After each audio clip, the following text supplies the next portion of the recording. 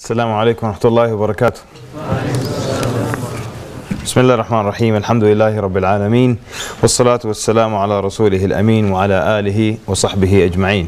طيب, I'm very happy to be back in Leicester. I think the last time I was here was over 5 years ago. So I'm very happy to be back. And I'm happy that so many people turned out to learn something of this great religion and to learn of this important topic of the return of Isa alayhi salam. And towards the end, inshallah, we'll explain why it's so important to learn about the signs before the Day of Judgment. And even though it's important to learn the signs, the minor and the major, it is also important to not delve into them so much that it becomes your only concern, and that all your efforts are to try to understand and to make sense, using what we know in the contemporary world, of the events that were described by the Prophet ﷺ. Because realistically, these are issues of the unseen. And if they're issues of the unseen, there's no way you're going to be able to know every single thing that Allah intended. Otherwise it wouldn't be unseen, would it? It would be very known material. A man came to the Prophet ﷺ with this concern. He came and he said, Ya Rasulullah, mata as-sa'a? O Prophet of Allah, when is the hour? Meaning, when is the Day of Judgment? قال صلى الله عليه وسلم ويلك, يعني woe to you. ماذا أعددت لها? What have you prepared for it? The Prophet ﷺ wanted to take this man's shift and his focus from what are the signs, when is it coming, and people who today now try to calculate exactly when it will happen by the estimations from the hadith and count backwards and so on and so forth. The Prophet ﷺ now moved his shifted his focus to something that is far more important. ماذا أعددت لها? What have you prepared for it? Because realistically, every one of us has their own personal qiyamah as-sughra. Al-qiyamah as-sughra is your death. So when you die, it's the Day of Judgment already. How? Because you're in the state of barzakh, which is a state in the graves where you don't feel time pass. So even someone who died 10,000 years ago, or someone who died last year, time will not pass as 10,000 years. So just in an instant, they're dead, and suddenly everyone's standing resurrected. It's the Day of Judgment already. It's a day of resurrection. And that's the explanation behind when Allah subhanahu wa ta'ala says, Inna Allah sari'ul hisab, that Allah is quick to hold people to account. So if someone died 20,000 years ago, how is that quick? Because he doesn't feel the time, and suddenly he's standing and it's the Day of Judgment, almost in an instant. So the Prophet ﷺ said, وَيْلَكْ مَاذَا أَعْدَدْتَ لَهَا? What have you prepared for it? And so the man says, يعني ما أعددت لها إلا أني أحب الله ورسوله. I have not prepared much except that I love Allah and His Messenger. So the Prophet ﷺ then tells him, you will be with those whom you love. So Anas, the narrator radiallahu anhu, when he was there, so he said, we said, Ya Rasulullah, and is that the same for us as well? Because we love you, will we be with you? And he said, yes. And the scholars say the companions were never more happier from any of the hadith of the Prophet ﷺ than they were from this hadith. So that was the idea, that you don't delve into this and to try to make sense of every little detail and try to estimate and guesstimate where everything will happen. And with that, we want to say that there are now some speakers who've become very popular for describing exactly what is supposed to happen and what will happen before the Day of Judgment, and what this sign means and what that sign means. And these speakers, they speak in such detail as if Allah sent them wahi, revelation, and told them of these issues of the unseen. If it's an issue of the unseen, how can you know it in such detail? Otherwise it wouldn't be the unseen. And the whole idea was to hide the Day of Judgment.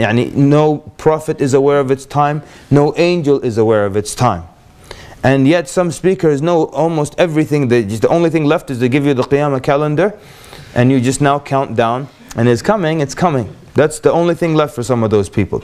So it's an issue of the unseen. How could you claim to know everything? And some really go far beyond, and they re-evaluate and re-analyze everything, and they try to make it force it to fit our contemporary world, to make sense in our contemporary world. And it doesn't always have to be that way.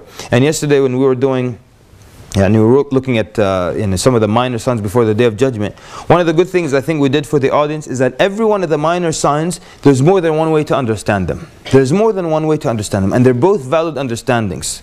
So who is this person that comes and insists, no, it's only this way? Okay, if Jibreel comes to you, we'll believe that, but we know he doesn't. So why would you claim to know the unseen to this degree? And that's an important introduction to the topic, because many people listen to those who claim to know in such detail, and they even offer photographic evidence. طيب يعني photographic evidence? Is this an issue of the unseen? You can photograph it and post it on YouTube. It's unseen. It's seen now, I think, right, Habibi? It's seen now, isn't it? Well, we have Google Earth. How come we can't find the Dajjal? We have covered the whole earth. Why can't we find? I'll tell you why, sweetheart. It's very simple. Allah wanted him to not be discovered. It's that simple. And if Allah wants something to not be discovered on earth, you're not going to find it. Well, why can't we use sonar and radar and all kinds of devices to find the dabba, the beast that's going to emerge out of the earth? Well, you know what? You start digging and look for it, my friend. You're not going to find. It's hidden. Allah hid it from you. Yesterday after the lecture, someone came and he mentioned the name of a specific speaker, and he said, this person, he asks difficult questions about the Dajjal that no one can answer. And based on the fact that no one can respond to him, he said that there's no such thing as a Dajjal, and Isa alayhi salam is not returning. Okay, number one, the fact that you can ask questions that no one can answer doesn't make you right. Because if you think about this carefully, it's an issue of the unseen where there's limited information. So I can take any issue that's of the unseen, where there's limited information, and ask questions that no one will be able to respond to, because there's limited information to begin with. Yeah. So the fact that you can ask questions that no one will answer doesn't make it that, well, this doesn't exist or it's not authentic. And that's the mentality that this person had. So anyone can take an issue and question it and ask details that no scholar on earth would know. Does that mean this thing is not real anymore, or that all the authentic hadith that came are not true? So that's easy to do, and that doesn't make it the case. So we want to discuss today the return of Isa alayhi salam. And Isa alayhi salam, we refer to him as Al-Masih, right? Al-Masih. And where did this term come from? Al-Masih. And in English you also hear the Messiah, right? That's Masih. And they'll say sometimes the anointed one. You anoint someone with what? With oil, right? So where was a word Al-Masih come from, or why was he referred to as Al-Masih? Some of the scholars explain because يعني كان لا يمسح صاحب العاهة إلا برئة. يعني he would not wipe, meaning wipe with his hand over someone who had some type of illness, except that person would be cured. So that's why he became known as Al-Masih. Masih, wipe. So he would wipe someone who is ill, and that person would become okay. The other explanation is كان ممسوحا بالدهن عند خروجه من بطن أمه. يعني some scholars said that when he came out of his mother's womb, he was anointed with oil already. And others said لأن زكريا مسحه. يعني Zakaria عليه السلام, he anointed him with the oil, and so he became known as Al-Masih. And other scholars said بسياحته الأرض, from his traveling around the world. سيحوا في الأرض مسيح. He used to travel the earth, and that's why he became known as Al-Masih. And the last one, they said Al-Masih huwa Siddiq. يعني they said he was Siddiq, he was truthful, and that's what Masih means. But the most common the most accepted understanding, or one of the most popular ones, is that because of the masah, he would wipe people and they would become cured or healed from whatever ailed them. Now, when we say Al-Masih, we're referring to Isa ibn Maryam, Isa alayhi salam, the son of Mary. But so the difference between this Masih and the other one is referred to as Al-Masih ad-Dajjal. When you say ad-Dajjal, you're referring to the Antichrist, as we say in English, and the Dajjal means is a liar, right? So Al-Masih ad-Dajjal is known. If you say just Al-Masih, it means automatically you're speaking about Isa ibn Maryam. Now, then comes the issue, which is we're talking about the return of Isa alayhi salam. So in order for him to return, he must have gone somewhere, correct? And dispute then arises as to whether when he was taken, was he taken alive or was he taken dead? Yani he's dead and then he'll be resurrected upon his return, or he was taken alive and he'll just be returned. So we'll look at some of the verses in the Quran that mention the incident of Isa alayhi salam ascending and being taken up by Allah subhanahu wa ta'ala. Allah subhanahu wa ta'ala says in the Quran, وقولهم إنا قتلنا المسيح عيسى ابن مريم رسول الله وما قتلوه. Allah says, so they're saying we have killed the Al-Masih, the Messiah, Isa ibn Maryam, Rasulullah, the messenger of Allah. And Allah says, وَمَا قَتَلُوهُ, and they did not kill him. وَمَا صَلَبُوهُ, and they did not crucify him. وَلَكِنْ شُبِّهَ لَهُم, but someone in his likeness was given to them. And then in the later part of the verse, Allah subhanahu wa ta'ala says, بَلْ رَفَعَهُ اللَّهُ إِلَيْهِ, rather Allah lifted him up to him. So Allah رَفَعَهُ, lifted him up to him. وَكَانَ اللَّهُ عَزِيزًا حَكِيمًا. In Surah Al-Imran, Allah subhanahu wa ta'ala also mentions this, and Allah Azza wa Jal says, إِذْ قَالَ اللَّهُ يَا عِيسَى إِنِّي مُتَوَفِّيكَ إِنِّي مُتَوَفِّيكَ وَرَافِعُكَ إِلَيَّ وَمُطَهِّرُكَ مِنَ الَّذِينَ كَفَرُوا. So Allah subhanahu wa ta'ala says, Ya Isa, I am mutawaffik. Yeah, mutawaffik. We're going to come back to this verse, because what does mutawaffik means? Because some people looked at it and it looks like, if you look at it in standard Arabic, it looks like I'm taking your soul, mutawaffik. وَرَافِعُكَ إِلَيْهِ, and I will raise you to me, and وَمُطَهِّرُكَ مِنَ الَّذِينَ كَفَرُوا, and I'll purify you, or really it's like save you from those who disbelieved. So what does mutawaffik mean? So Qatada, one of the scholars, he said, هذا من المقدم والمؤخر, meaning that Allah subhanahu wa ta'ala put the one that comes after before, meaning the meaning of the verse would be إني رافعك إلي ومتوفيك, I am going to basically I'll lift you up to me, and then later on as you return you will die. So I'm going to first lift you, and then as you come back you will be killed. The verse says die then raise. He's saying here it means this one comes before that one, reverse the order. So that means you'll be raised up, and then when you return, that's when you will finally die a natural death. Others said that the majority said, al-aktharun, they said an-nawm, mutawaffik, you will fall, you'll be caused to fall asleep. And so some of them argued that he was put in this state of sleep and then lifted up to Allah Azza wa Jal. And then they give their Quranic evidence as well. So Allah subhanahu wa ta'ala in Surah Al-An'am verse 60 says, وَهُوَ الَّذِي يَتَوَفَّاكُمْ بِاللَّيْلِ. وَهُوَ الَّذِي, you see the term now, mutawaffik, يَتَوَفَّاكُمْ, so now it's plural, talking to you. And He is the one who يَتَوَفَّاكُمْ at night. So what does it mean, يَتَوَفَّاكُم? Really takes your soul, you're dead, yeah? So he causes you to sleep, يَتَوَفَّاكُمْ. So they're saying, look at this verse, clearly you see, tawaffi here doesn't mean death necessarily, but multiple times in the Quran it means sleep. And they gave another verse, Allahu yatawaffa al-anfus hina mawtiha wallati lam tamut fi manamiha. Allahu yatawaffa al-anfus. So Allah yatawaffa takes the anfus, the souls, hina mawtiha, at its time of its death. وَالَّتِي لَمْ تَمُتْ, and those that don't die, or the time of death hasn't come, فِي مَنَامِهَا, in the time of sleep. So this is them showing now their evidence that mutawaffik doesn't have to mean death, but it can also mean sleep. Okay, and they also give evidence to dua of getting up from sleep. What do you say? What's the dua the Prophet ﷺ used to say when he would get up from sleep? He would say, Alhamdulillah alladhi ahyana ba'dama amatana wa ilayhi an-nushur. So Alhamdulillah, who has brought life, ahyana, brought us back to life, ba'dama amatana. And that's why death is al-mawta as-sughra. Death is the minor death. Sleep is the minor death, yeah?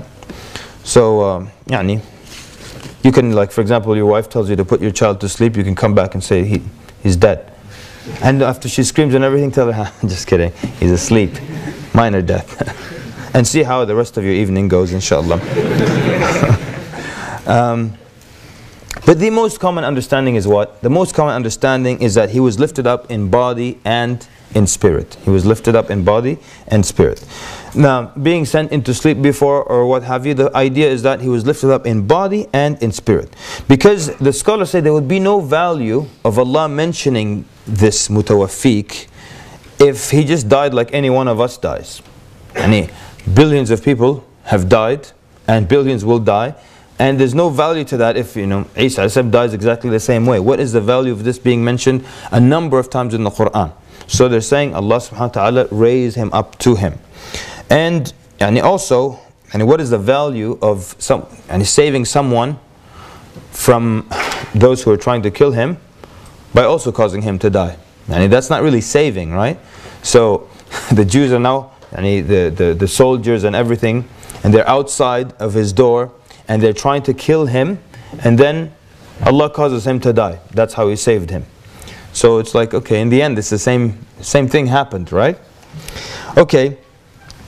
وَمُطَهِّرُكَ مِنَ الَّذِينَ كَفَرُوا. What does it mean? بِرَفْعِهِ إِلَى السَّمَاءِ. The scholars say, by lifting him to the heavens, Allah saving him, purifying him from those who disbelieved. مِنَ الَّذِينَ كَفَرُوا.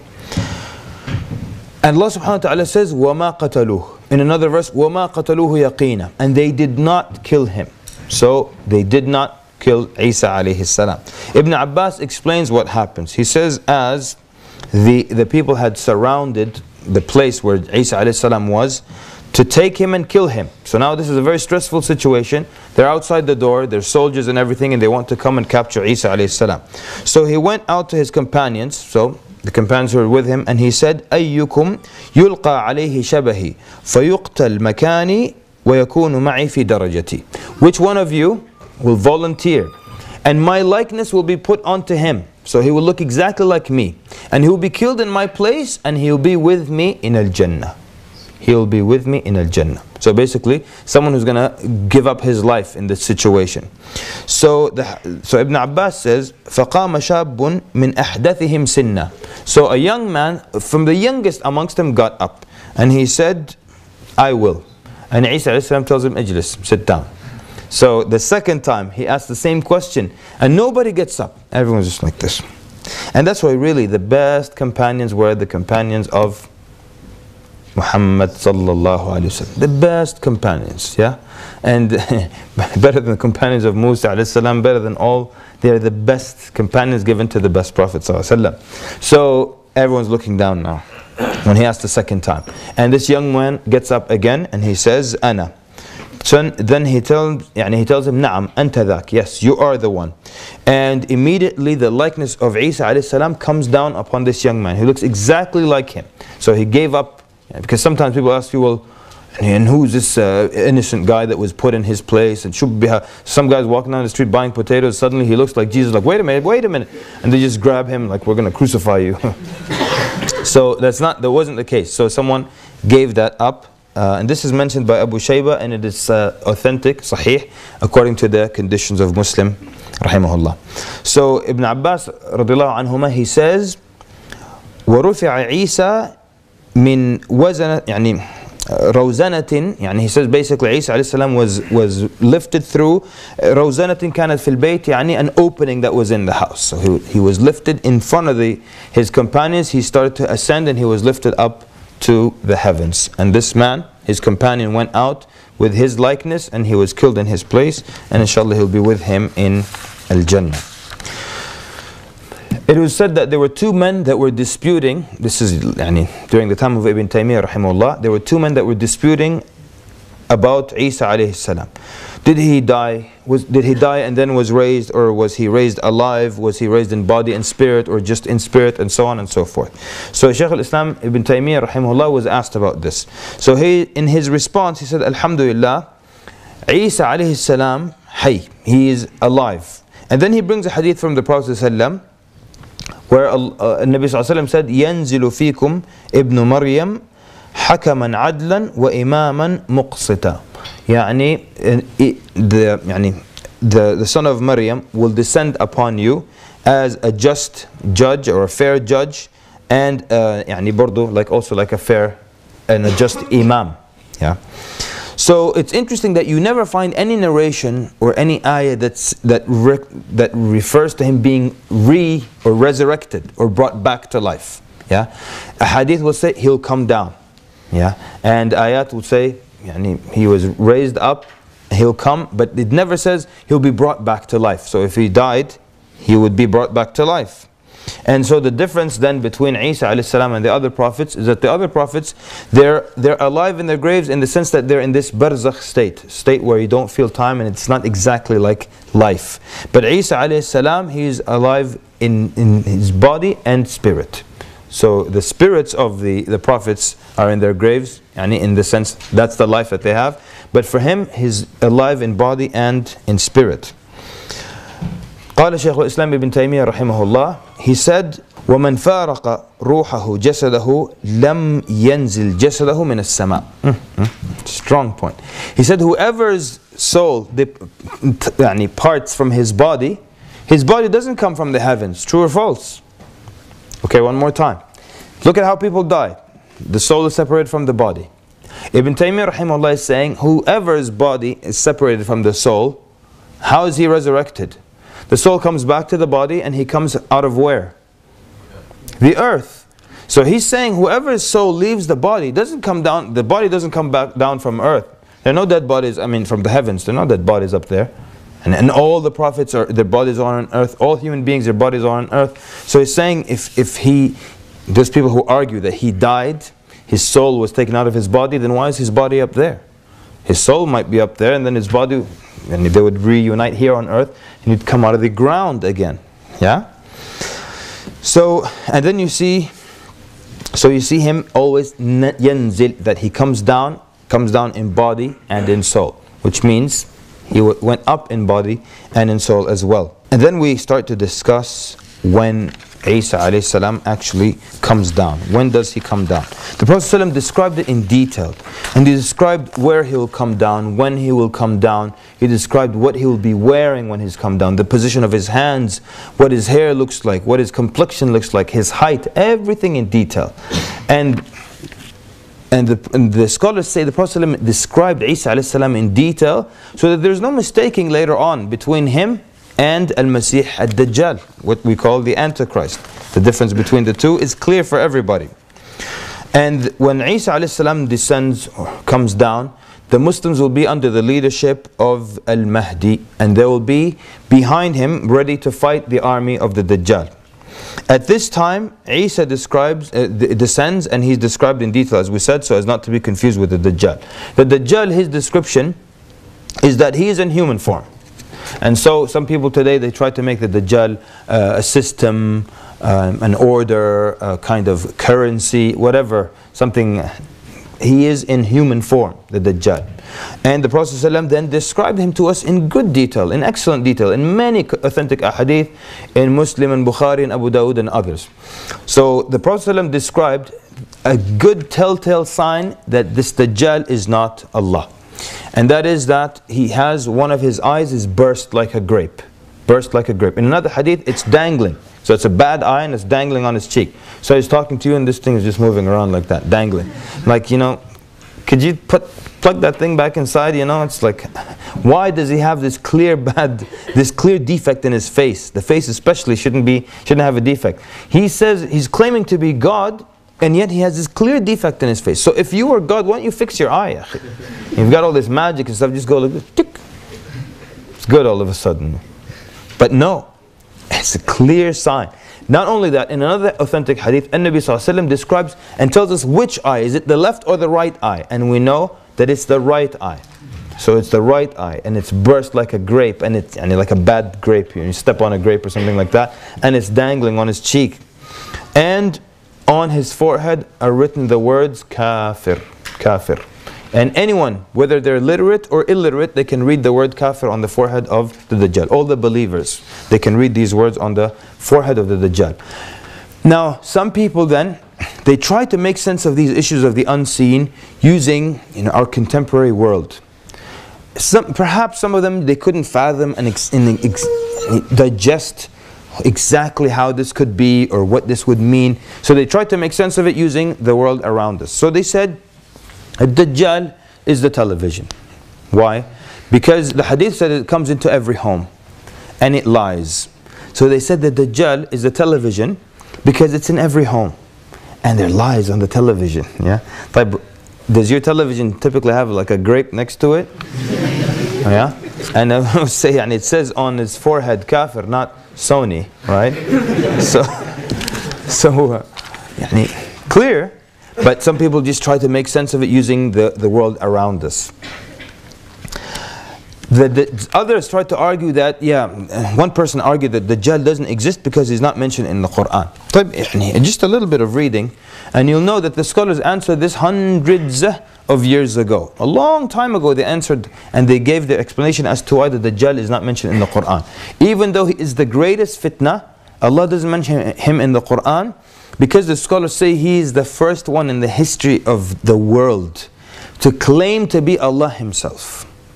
I mean, look at Fir'aun. Fir'aun said, "Ana rabbukum al-a'la." I am your Lord most high. But he never said, "I'm the one who created you. I put you together.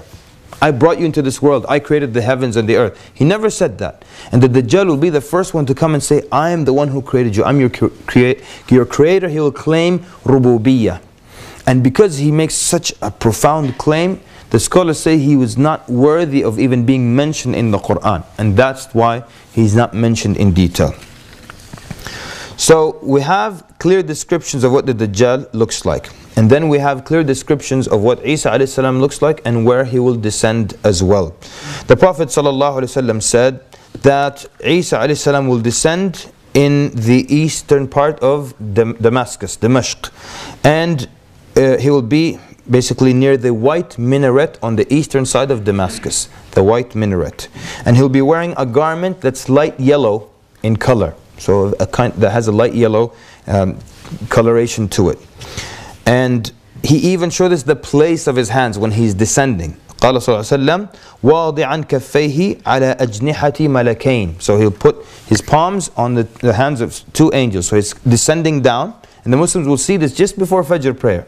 They're lining up for the Salah, and then they see Isa a.s. descending. One hand on the wing of one angel, the other hand on the wing of another angel, and he descends down like this. And if he lowered or raised his head, water dropped like beads of pearls. In this description you'll see it multiple times. Also in the Isra, when the Prophet ﷺ met Isa alayhi salam, he says, وَرَأَيْتُ عِيسَى رَجُلًا مَرْبُوعًا. يعني he met Isa, a man. مربوع يعني he's not, in another hadith says مربوع القامة, يعني he's not too tall and he's not too short. And then مسبط الشعر, يعني his hair, basically what it means is that his hair is soft. And he's got soft hair, and when he looks down his hair like falls down or dangles like that.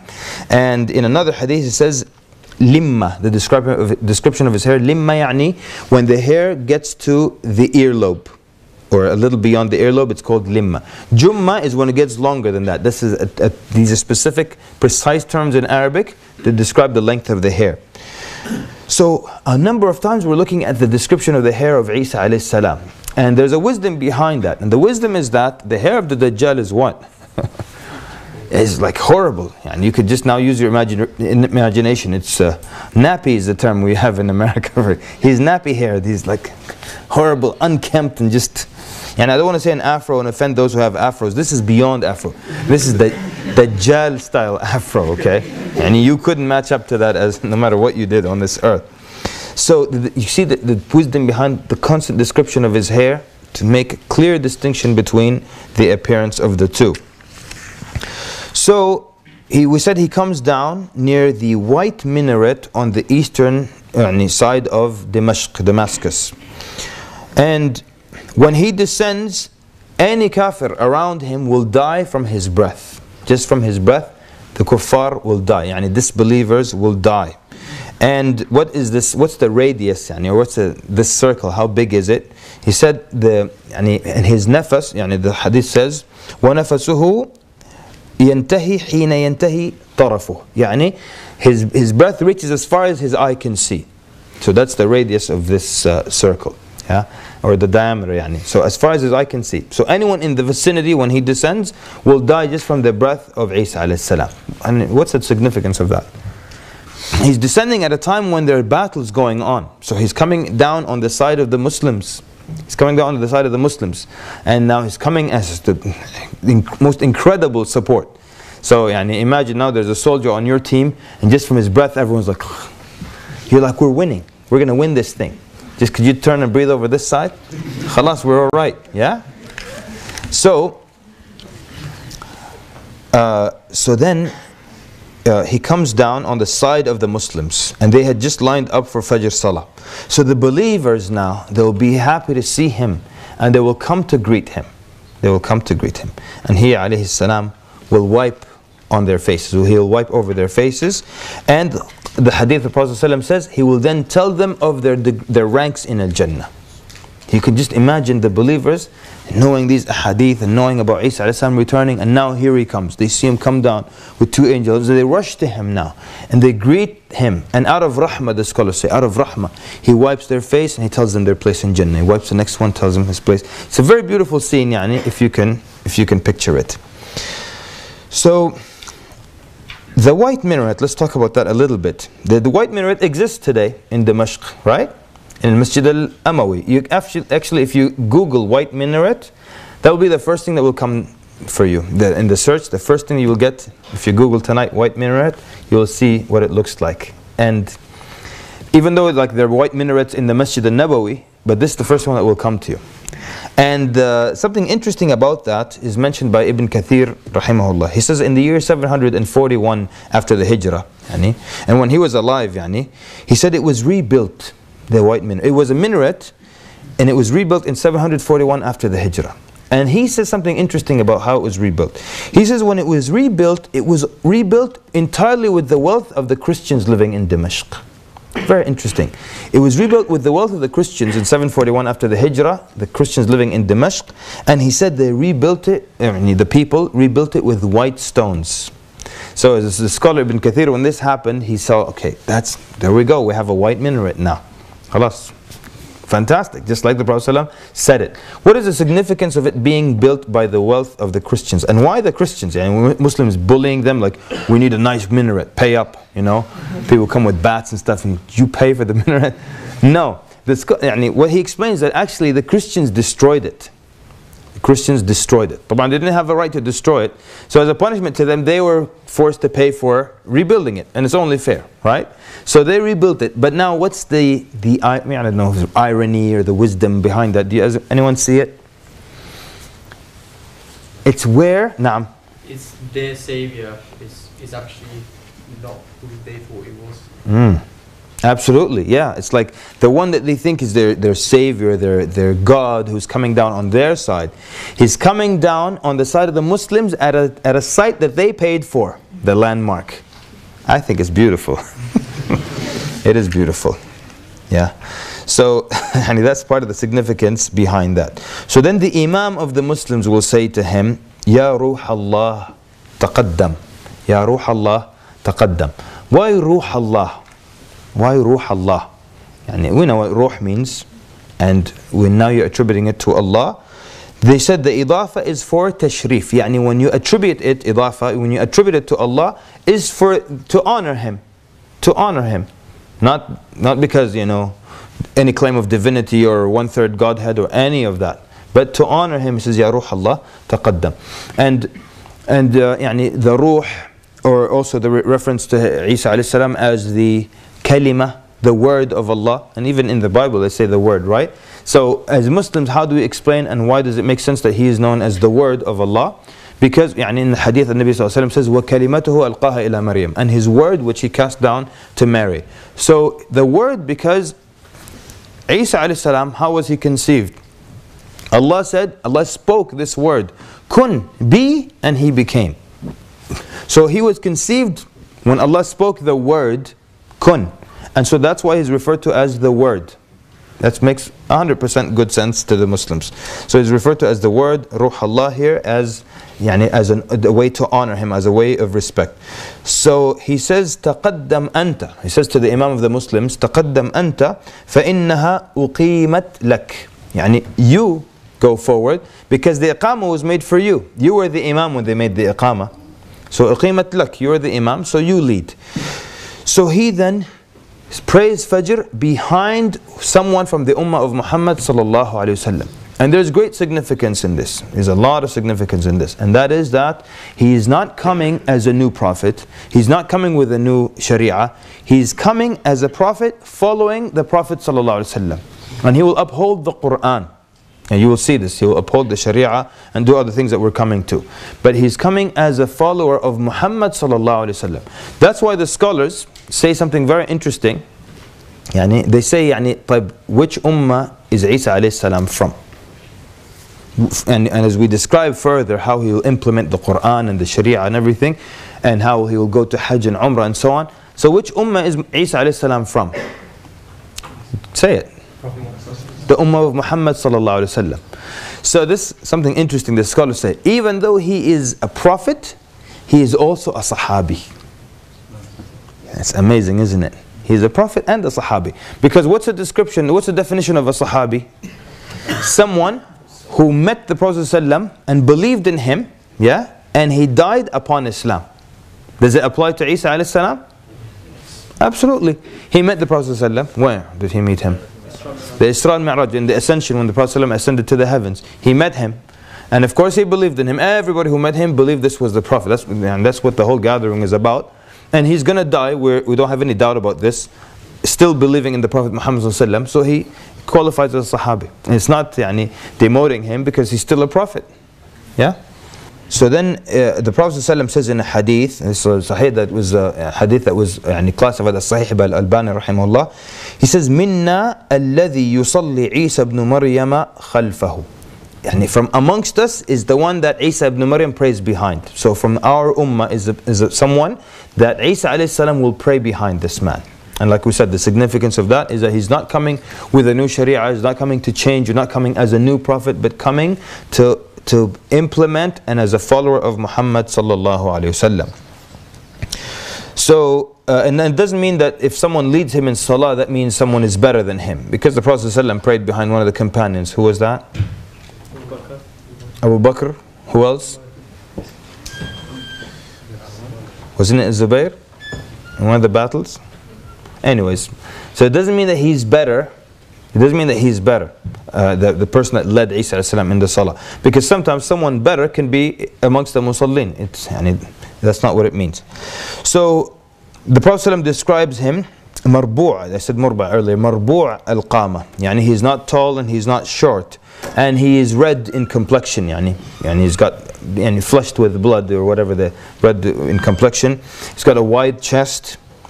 And it says كأنه خرج من ديماس, كأنه خرج من حمام, a place where you bathe. So that's what the description of looking wet. And his hair, we said limma, a little beyond the earlobes. And during the Isra as well, the Prophet ﷺ, we said, described him and also described his hair, and we explained the significance behind describing the hair. So as he comes down, first, he prays with the Muslims, not in any order, but the things that he does. He prays with the Muslims. Any kuffar around him die, and he will kill the Dajjal. He will kill the Dajjal. And Nabi ﷺ said that, فَإِذَا رَآهُ عَدُوَ اللَّهِ, if the enemy of Allah, the Dajjal, sees Isa ibn Maryam, ذَابَ كَمَا يَذُوبُ الْمِلْحُ فِي الْمَاءِ. If the Dajjal, the enemy of Allah, sees Isa alayhi salam, he will dissolve, he will melt the same way salt dissolves in water. He will start to dissolve immediately. And this is the powerful Dajjal with all his signs and miracles and all these things. Now, he starts to dissolve immediately. But then the Prophet says, وَلَكِنْ يَقْتُلُهُ اللَّهُ بِيَدِهِ. Allah causes him to be killed at the hands of Isa alayhi salam. فَيُرِيهِمُ الدَّمُ فِي حَرْبَتِهِ. And he will show them the blood on his spear. So he will spear him, and then he will raise it and show everyone the blood on the spear. So, and there's a wisdom behind doing that, right? The Prophet said, it describes in another authentic hadith, that Isa ibn Maryam will kill the Dajjal near the door of Lud, in the eastern part of door of Lud, and he will show the blood to everyone on his spear. The scholars say the wisdom, even though he can look at him and make him dissolve just by looking at him, he will spear him and then show the blood to everyone, so that his followers and everyone knows that the Dajjal has been killed. Because they're his army, they're following him thinking he's God, they're ilah. So now when they see their God has been killed now, and the blood is clear, it's shown, they will know that because if Isa alayhi salam just allowed him to dissolve, they might think, well, he didn't die, he went away, he left the physical body, he dissolved from it and went up again. There'll be some kind of fairy tale. But when they see the blood, there's going to be no excuse whatsoever. And that's the wisdom behind why Isa alayhi salam will spear him and raise it and show it to everyone. The Prophet ﷺ, so let's keep continuing with this. So he will kill the Dajjal. The kuffar around him will die just from his breath. He will pray with the Muslims and behind one of the Muslims from the Ummah of Muhammad ﷺ. Then he will do other things that will signify his position. He will break the cross. And he will take the cross and physically break the cross. And that will signify, obviously, his not agreeing with the whole idea of the cross and his displeasure with that idea. So he will signify this by actually breaking the cross. And he will kill the pig. Some scholars said he will kill every pig. He will have every pig killed. So they will be exterminated. No more bacon, alhamdulillah. Right? Isn't that great? Yeah? And he will cancel the jizya. Because after the Isa alayhi salam comes, everyone will either be a Muslim and there will be no other choice. So no one will have to pay jizya, the tax, to be protected by Muslims or anything like that. So everyone will have to believe in him. Khalas. Obviously it's clear, when something like this, first of all you've got the Dajjal and his armies and these fierce battles for 3 days, unbelievable battles, and now people see clearly this Isa alayhi salam descending between two angels, and these are very, very clear signs. There are no choices after this. Hey, you want to believe? Allah, after all the miracles I've seen, I'm not sure. You better be sure, sweetheart. Better be sure. And that's why there will be no jizya. You either a believer or that's it. So then he becomes al-Imam al-Akbar on earth. In a hadith, the Prophet ﷺ says, لا تزال طائفة من أمتي عفوا لا تزال طائفة من أمتي يقاتلون على الحق ظاهرين. يقاتلون على الحق ظاهرين. They will remain a group, طائفة, from my ummah, fighting upon the truth. ظاهرين الظهر is what in Arabic? ظهر is the back. So when something has the upper hand or someone is victorious, ظهر على the enemy. ظهر because it's the back of the animal. When you ride the back of an animal, the highest part of it is its back. So ظهر على الشيء or على. So it's the highest part. So على الحق ظاهرين إلى يوم القيامة. And then the Prophet says, فَيَنْزِلُ عِيسَى. Then he starts to describe how Isa then descends. That means there will be a group, طائفة من أمي لا تزال, it will remain. So this hadith shows us something interesting. That from the time of the Prophet ﷺ, there will be a group upon that same belief, that same understanding. This is what we refer to as Ahlus Sunnah wal Jama'ah. That from the time of the Prophet ﷺ, there will be a group that will remain upon the truth. They will remain upon the truth, and they will remain upon the truth and fighting until the ends of times, until when the Dajjal, when Isa alayhi salam returns amongst them. So in that is also, it should be an indication and a wake-up call for us to not diverge and go away from the understanding that the companions and Ahlus Sunnah wal Jama'ah and Ibn Kathir and the 4 Imams and everyone had concerning the issues of the Day of Judgment. Because for 1,400 years, all the scholars and all the righteous of this ummah had one understanding. So if today you hear some new guy, he's got a fancy video on YouTube, and he speaks in spooky and mysterious ways, and he tells you there is no Dajjal, and Isa alayhi salam is not returning, so it's easy. I put him on one side of the balance, and then I put on the other side of the balance Ibn Taymiyyah, and Imam Abu Hanifa, and Imam Malik, and Shafi'i, and Ahmad, and Ibn al-Qayyim, and Al-Awza'i, and Al-Layth ibn Sa'ad, and Sufyan al-Thawri, and I put the scholars from amongst the Tabi'een, I put Ta'us, and I put Nafi', and I put Ibn Abbas, and Ibn Mas'ud, and in the end, who do you think is going to win? Your fancy guy with his little 5-minute video? Oh, I know everything about the Dajjal. Or all these righteous men. It's clear. And in this hadith you see this group from the time of the Prophet ﷺ that remains always upon the truth until Isa ﷺ descends. Until Isa ﷺ descends. So in it is an indication for us to not try to reinterpret and go crazy. And some people think they're so smart when they reinterpret the signs before the Day of Judgment. Ya akhi, they're from the issues of the unseen. So you couldn't possibly know them in great detail. Unless, like we said in the beginning, Jibreel comes to you and we're very sure he doesn't come to you. The guy who comes to you, his name's actually Iblis. You just got confused a little bit. That's who comes to you. طيب. So Isa alayhi salam said, yeah, he does all these things. This is a hadith narrated by Nasa'i, and Sheikh al-Albani rahimahullah classifies it as sahih. He says, عصابتان من أمتي أحرزهم الله من النار. يعني two groups from my ummah, أحرزهم الله من النار, يعني Allah like basically protected them from the hellfire. They will never go to the hellfire. The first one, it already happened. عصابة تغزو الهند. عصابة is a group. عصابة تغزو الهند. We all know where that is, right? So this is the first group of Muslims that went and conquered and opened up al-Hind, yeah, the area of India, to Islam. And وَعِصَابَةٌ تَكُونُ مَعَ عِيسَى بْنُ مَرْيَمْ عَلَيْهِ السَّلَامِ. And another group that will be with Isa ibn Maryam alayhi salam. These two groups will not go to the hellfire. Allah will protect them from the hellfire.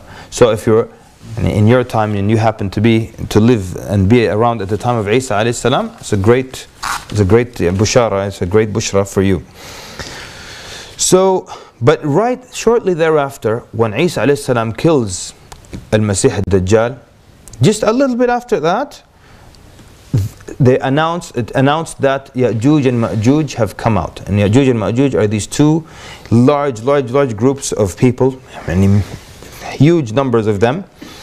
And they will come out, and there will be so many that they will drink all of the lake of At-Tabariya. All of this lake, they'll just drink. The first one will start drinking. The hadith says when the last one passes by, he says, there used to be a lake here. That's how many they are. And they will start to kill everyone on earth. They'll start to kill everyone on earth. And then they'll say, we killed everyone on earth, now we should kill the one in the heavens. And they'll start to shoot upwards. And their arrows will come with blood on them. So they'll think they killed even the ones in the heavens. Allah Azza wa Jal will reveal to Isa alayhi salam that you cannot resist them. You cannot face Ya'juj and Ma'juj. And any intelligent person, especially if Allah tells you, you can't resist this group, what do? Well, let me try. La. You run away. So Isa alayhi salam will go with all the believers and they will go to Jabal At-Tur, the mountain of At-Tur. And some scholars said, how will the mountain fit all these people and hide all these people? They said this is something up to Allah subhanahu wa ta'ala. And they will stay up in this mountain and extreme poverty will come to them. Extreme poverty. قال صلى الله عليه وسلم حتى يكون رأس الثور لأحدهم خير من 100 دينار لأحدكم اليوم. Until the head of a bull or an ox, how much meat is in the head of the bull or the ox? Very little, the head, yeah? Very little meat is on it. He said the head of a bull will be more valuable to them than 100 dinars, yeah? Than 100 dinars and not dirhams, dinars are gold coins. Then 100 dinars to one of you today. And it shows you the amount of extreme poverty and hunger that will overtake them. So what do you do in a situation like this? And what are they able to do in a situation like this? There's only one thing that's left for them to do. And that is they start to make dua. And they start to make the most sincere dua to Allah Azza wa Jal. And Isa alayhi salam makes dua to Allah Azza wa Jal. And they will remain for Allah knows how long making dua to Allah subhanahu wa ta'ala to help them out of this situation. So قال صلى الله عليه وسلم فيرسل الله النغف. Allah will send this kind of worm basically. And always Allah destroys those who think they're powerful with something simple, one of his simple creatures. You remember Namrud? And Namrud wanted to build a tower and go up and fight with Allah. And then what? Allah sends him what? Just a mosquito. And it goes into his nasal cavity and it just stays there. And that's it. And all day it's just and he can't scratch it and he can't do anything. and he can't sleep. He could not sleep for days. And in the end, how he would fall asleep? They would slap him around with their slippers until he was passed out. He'd knock him out. They had to knock him out to put him to sleep. Little mosquito. So these great numbers now, these great numbers, they come and they kill everyone on earth. And now Allah sends them a worm. And this worm kills all of them. And the Prophet ﷺ says, in the hadith is described, كَمَوْتِ نَفْسٍ وَاحِدَةٍ. They die like the death of one soul, one nafs. Basically, if you have millions and millions and millions, if not billions of people, and they all get an illness or a disease, so what happens? The first day, maybe a couple of million die, and the others are just like, right? And then the day after that, a couple of million die, and the other group is, yeah? And they die over a week or what have you. This guy's immunity system is stronger than this one's. La. The Nabi ﷺ said they die like the death of one soul. So these millions just drop and they're done in an instant, like it's just one man. So the believers remain there and they say, okay, one of us has to go out and get the good news. And they bring news. And whatever news it is, someone has to go and see what's going on. They don't hear noise anymore, or something happened. So someone has to go and see. So one person volunteers, and this person, he considers himself that he's going to die. He's considering that he's going to die, because Ya'juj and Ma'juj of all people. So he goes out, and what he sees corpses everywhere. Millions upon millions of corpses everywhere. And he comes back and he informs Isa a.s. and the believers that they're all dead. So all the believers come down from the mountain, they come down with Isa a.s.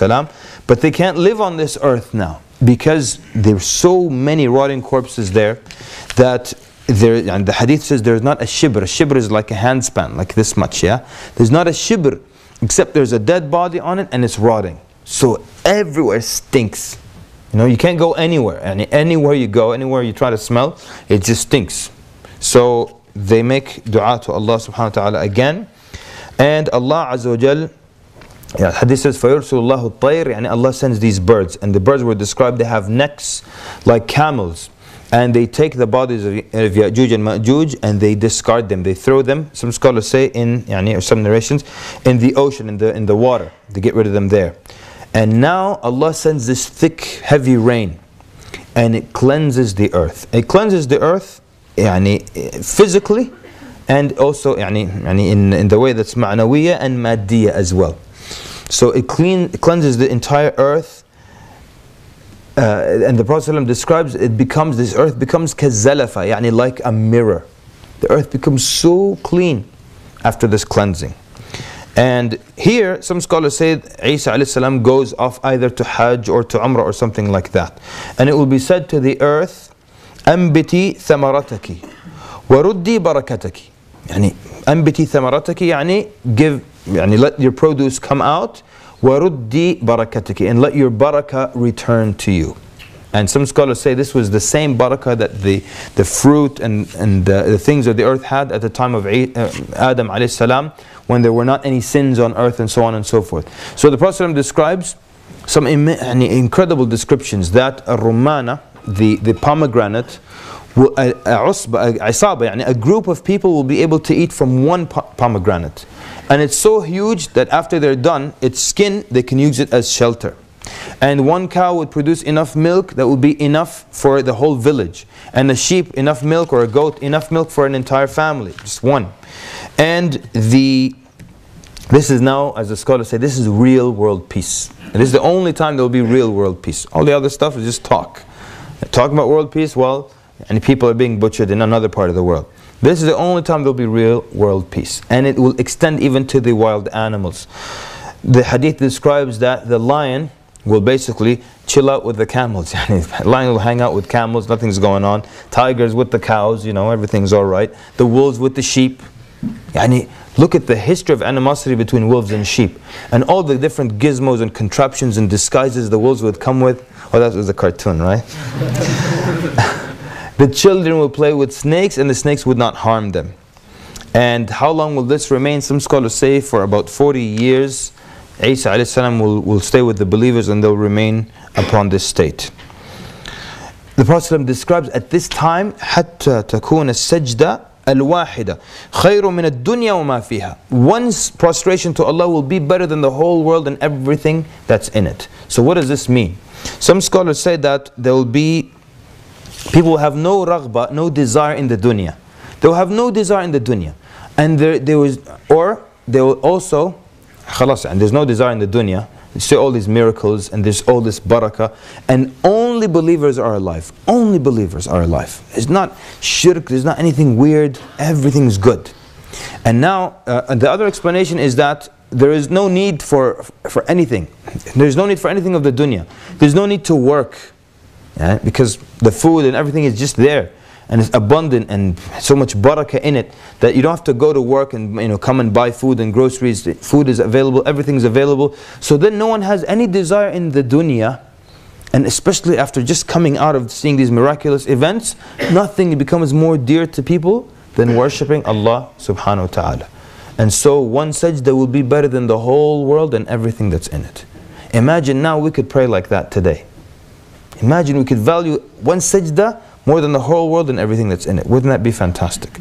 And you could just envy these believers for just being able to make this sajda that feels better to them than the whole world and everything that's in it. So then Isa alayhi salam yutawaffa. Now which meaning of yutawaffa here? Sleep?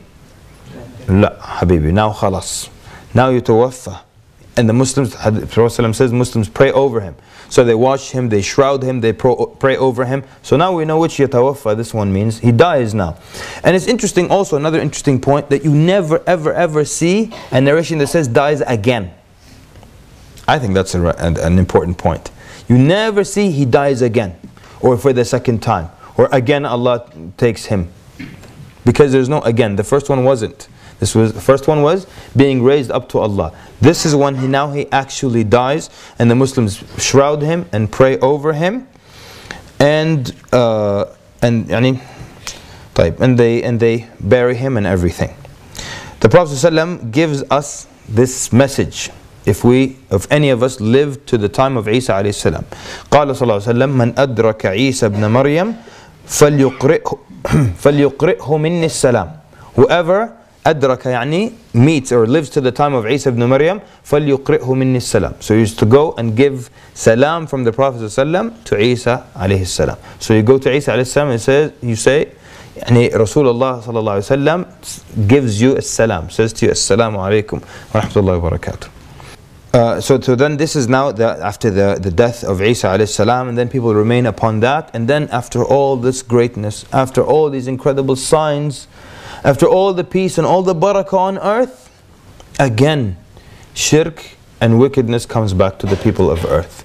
Until it gets so bad that Allah subhanahu wa ta'ala says, and Nabi sallallahu alayhi wa sallam says, لا تقوم الساعة, that the hour will not come except upon shirar al-khalq, the worst of creation. The worst of people are the ones that experience the day of judgment. And it is such a severe day that out of the mercy of Allah, whoever has the slightest grain of iman in their heart, Allah will send this breeze. And whoever inhales this breeze, or whoever this breeze touches, and if they have the slightest amount of iman in their heart, it will take their soul immediately. Even if you're the hadith says, in the heart of a mountain, you're deep inside the mountain, miles upon miles of rocks, and you're beneath them, it will come to you there if you have that slightest amount of iman, just so no one with the slightest amount of iman will witness how horrendous that day is. So in the end, I want to end with why learn the signs before the day of judgment. Let's start with the second point so we don't freak anyone out. The second point is that well, let's just start with any point. How about that? In the hadith of the Dajjal, first Allah subhanahu wa ta'ala will command, in 1 year, He will command the sky to withhold 1/3 of its rain, and the earth to withhold 1/3 of its produce.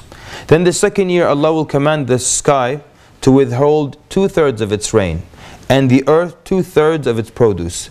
And in the third year, Allah Azza wa Jal will command the sky to withhold all of its rain. And the hadith says, it will not rain a single drop. and the earth to withhold of its produce, and not a single plant will grow. And when not a single plant grows, all hoofed animals die except for what Allah wills. Yani, the majority of them will die except for very, very few hoofed animals. They will all die. And then there will be extreme hunger and famine and poverty in the world. And then the companions asked the Prophet ﷺ, what will sustain people? How will people remain alive? And he said, tahleel and takbir and tahmeed. So people say, yani, tasbih, subhanallah, la ilaha illallah, walhamdulillah. These words now, you speak these words and there will be nutrition running through your veins. Vitamins, nutrition, glucose, protein, just by speaking these words.